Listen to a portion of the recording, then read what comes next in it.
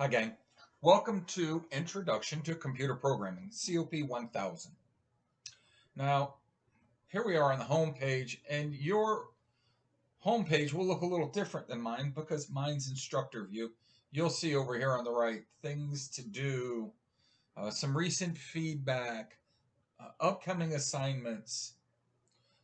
Keep track of everything you've got going on in this course. You'll have a calendar. You may be able to see it over here on the left, but for sure you can see it over here. I should say you can see it on the right. For sure, you can see it over here on the left in your navigation. And when you go in there, you can see the dates. Everything is due for all the courses you're actually enrolled in, as long as the faculty member has input the dates at the start of the term, like I have. So at the start of this term, I went in and I have populated every date associated with this course. So if you went and clicked on that calendar, you would see every date for every item that we have coming up. Right. Now, I've got a link to the syllabus here, as well as over on the left, simple syllabus, same thing. Some information about me. I'm not a braggadocious person, so if you're curious about me, you can find information about me here. Some information to get help relative to the course. And here's a map of the sequence of what we're doing conceptually by module and how they relate to different things after the course, time associated with each of the modules or concepts. Okay. Now, I don't have that built out yet. That's something I'll be building out as we go. So there may be some changes in there. Now, let's jump into Module 1, and that's where we start. Okay, now in this first module, there's an overview of what we're doing. As I say here, the book is free. I don't want you to have to pay for a textbook in my course unless the best textbook available is something that does have some small fee associated with it. If I can find a high quality text, as I've done for this course, that we can utilize for free, we're going to do that in my courses moving forward. We're going to use Google Colabs, GitHub, Anaconda, your Google Docs, whatever we can, Google Drive, whatever we can use to store our work in a method that's best for you and the resources you have available to you. Okay.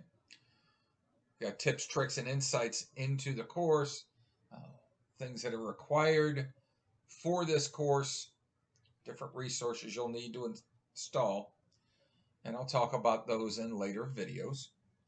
And we've got some quizzes that you may take along the way at your own discretion timing-wise. It's got a due date, but that's the DUE date, not the DO date. So you do it, you DO it, when you have time long before it's DUE. I know it sounds hokey the way I say that, but all too often people put off things that they need to do to the due date, and all too often they take much longer time frames than they expect or they plan. That's why I'm building that map to give you an idea of how long a module will take, how long each of the items will take. So once you've reviewed this lecture, go through and take quiz 1. Okay. Now, in this lecture, what I'm recording now, I'm going to talk about what computer programming is, what Python is, and we're going to get a feel for why are we here. Now, COP1000 is required in not just computer programming, but it's also in other programs as well. Because in computer science, in IT, you need to interact with programmers. You need to understand how programming works, how it controls computer hardware and interacts with other software. computer programming is not a difficult concept as long as we break things down into little pieces. Now, even if you're new to computer programming, you're familiar with functions and different things associated with computer programming. I mean, when you clicked on the icon to open up the browser to get into the course, there's a function associated with that icon. Somebody programmed that. And those are the kind of things that we're going to do at a low level in this course. But I'm looking to add in, and will clearly add in, bonus points as available. So you'll have projects in the course. I'll build in bonus points into the projects, into the notebooks. You'll have ungraded notebooks that you can practice on. You'll have opportunity to get bonus points above and beyond any of the projects. So for those that, I don't want to call you an overachiever, for those that want to take advantage of every opportunity available to them, I want to provide every opportunity I can to you. Now, I'm very clear about what is required and what is optional as you go through the course. There's no expectation if something is optional that you are required to complete that task. Okay? These are options. Now, why do we need to know programming? You need to know about programming languages, classes, commands, functions, how they work, the differences between how different programs interact with different operating systems. Why? Because computer programming is in everything that we do today. I've got an Alexa sitting on the counter behind me that utilizes what we call as natural language processing. It's a type of computer programming that is all too often utilized using the Python programming language. Now, the Python programming language hasn't been around that long, and it is one of many programming languages that exist. I chose to use the Python programming language because it is the most widely taught programming language today. Why? Why is it the one that everybody wants to teach? Well, it's very light. It's very efficient. It is an object-oriented language as opposed to just being a sequential language like C.